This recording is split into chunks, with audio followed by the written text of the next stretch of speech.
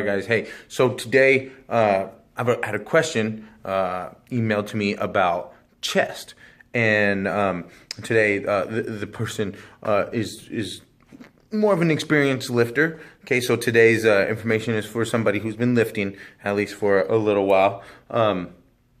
The issue is that they lift 4 times a week. They hit shoulders, arms, chest, back, legs, all that good stuff, a pretty traditional split. And everything's coming in. He's getting good gains. But the problem is that he's lacking in the chest area. And so his question was, like, although everybody does have weak spots, like what can he do to help increase gains in the chest, right? In chest area. And so just a few things, just a few tips, knowledge first, and you can apply this however you want. And then I'm going to get into showing you one of my chest workouts that I do. But it's important, obviously, weight. Right, the weight that you're using is important. Like, you want it to be heavy, but not too heavy. So we know that when you're lifting, maybe even a traditional style lifts like 3 sets of 10 or 12 or something like that is fine. But like the magic 10 isn't a magic number, or 12 isn't a magic number. The whole point is that you want a weight that's challenging you, right? So that you can grow stronger, so you can press more weight. You always want to be upping your strength so you can continue to push higher and higher and higher, more weight. So that's crucial, like progressive overload of the chest muscle group. So that's like basics, right? Like, and if you are going to do three sets of 10, you want to progress that weight each set. At the very least, make sure. So you're not doing 3 sets of 10 at the same weight. You want to make sure that the progressive overload is important. Okay, but and also sets designed like that, or even sets of 5 by 5 or 3 by 5, or if you're going under 10 reps, and your technique is, and your time under tension and technique is locked in, well, that's, it doesn't take as long to do 5 reps, right, as it does to do 10 reps. And if the weight is heavy enough that it's challenging you at 5 reps, then, you're predominantly working on strength there, right? And you can get sufficiently stronger by doing just sets of 5 with weight that's that heavy. But strength is not relative to growth or muscle size, like hypertrophy, right? So you can be functionally really strong, but not actually be big. You have other guys that are really big and are functionally not that strong. So keep that in mind. So we want to incorporate a lot of things. So make sure it's progressively overloading. You're working until you fail. It's got to be challenging. So that's addressing weight. Another thing here is volume. Okay, so we want to make sure you're getting a ton of volume in. So, and typically that can be done after the heavier sets, after the compound movements, which would be a bench press or something like that. And then you want lots of volume is a way to target to make sure that we shock the chest. In addition, if you've been lifting for several months or longer, or maybe even weeks, but if you've been lifting for quite some time, and every time it's chest day, so it's like, it's Monday, it's chest day, and I'm gonna throw 135 pounds on the bench, and I'm gonna bang it out 10 times, right, before I progress up, and then I'm gonna do 155 and then to 200 pounds, whatever it may be. If that's something that you're doing, if you've been doing for several months, then that's easy. That's easy for your body, right? So like your muscle knows, like it knows, it's like, it's Monday, it's chest day, and it feels the weight, and it's like, I know what this is, man. You're gonna bang this out 10 times, right? Easy peasy. That's not challenging. Your muscles are used to that. So if it's used to it, then there's no shock. If there's no shock, then there's no reason for it to grow. So remember, you want to shock the chest. It's a really difficult muscle to shock too, because of how big it is and how complex it is. And we'll talk about that in a second. So, volume. Okay, like you want to make sure you're not just doing 3 sets and then calling it done for your chest day. But doing, maybe 3 sets of bench, incline, flies, dips, working lots of variation. You want a high number of repetitions to make sure that you're sufficiently shocking the muscle. So that's volume is one thing we'll talk about. And in the workout today, we're going to example a ton of volume. The other thing is time under tension. Time under tension. So not all, or not everything, not all repetitions are created equal.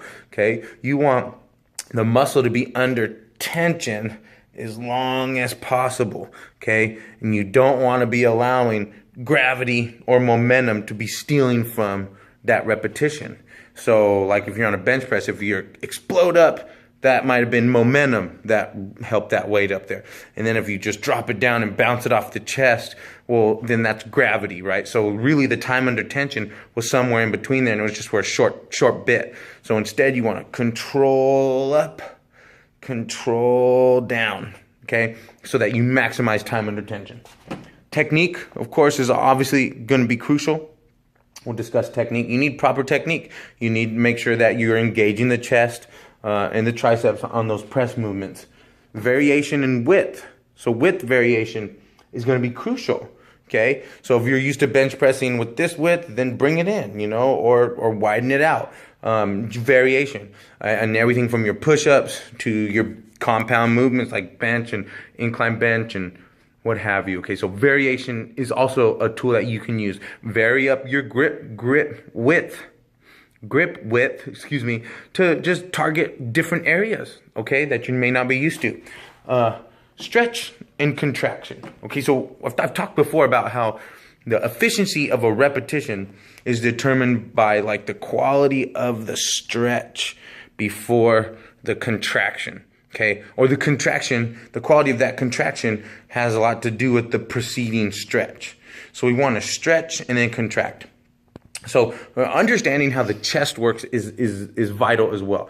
To understand that the chest is built, okay, to aid us in horizontal adduction, right? So like bringing the arm across the body. That's what the chest muscle is there for. So like when we do a press, okay, like you could be doing a push-up, okay, and maybe not necessarily engaged or ignited that muscle group for what it's meant to do. So like even when you're doing a push-up, if you try to squeeze the ground together or try to pull the arms together, you can ignite more firing of that muscle, right? Which is going to be crucial for your pump and for the efficiency of that contraction. Again, anytime I'm pushing, I can just push. And people say, well, I really feel that in my biceps or in my tricep or in my shoulder area. Okay, and a large reason is because just because you're completing a press doesn't mean you're engaging that horizontal or that adduction movement. So that pulling the arm across the body. So as you can see, that's engaging a lot more of the chest. So that's crucial for whether you're just doing a bench press to you could be squeezing the bar together, or if you're doing a press body weight push-up, you're trying to pull the hands together on the ground to engage more of that contraction. So there's that. And then you also have to understand that the chest works in two ways. Like one, anytime you're pressing, okay, you're working on the thickness of the chest, mass, like thick, like how much the chest protrudes, how thick it is, right? And then anytime you're doing a fly motion, okay, or you're stretching, that's working on the width. So there's two parts to the chest, right? The thickness and then the width of the chest, and you want to work both. And then also, like, there's 6 different major groups for the chest, but you have the top, and you have the middle, and then of course minor or underneath. And you want to work all of that, okay? The stretch, and then of course the chest is complex, so you want to make sure you're hitting it all. And so if nothing else, remember, you do want weight that's challenging, and you want to be going up in weight as you progress through your workout, progressive overload. And then from week to week, you should be able to put a little more weight on and challenge yourself, okay? Volume, and do more repetitions, more variations, okay? Just do a lot of volume. So weight is one thing, amount of repetitions, volume is another thing. The time under tension for each movement is crucial, okay? You slow your movements down, focus, and control the weight. Your technique, you want to make sure you have good technique, right? To have You don't want to have a bad technique. Then if you continue with bad technique, then you just end up being really good at bad technique, and nobody wants that, right? Width variation, and then stretching and contraction. And then again, making sure that anytime you're doing a movement that we're getting that adduction. That's so important, okay? So you could be missing just one of these things in your workout, or maybe most of them or all of them. So make sure you're incorporating these things to make sure you're getting the very most out of your chest workouts. So, okay, so now I'm going to go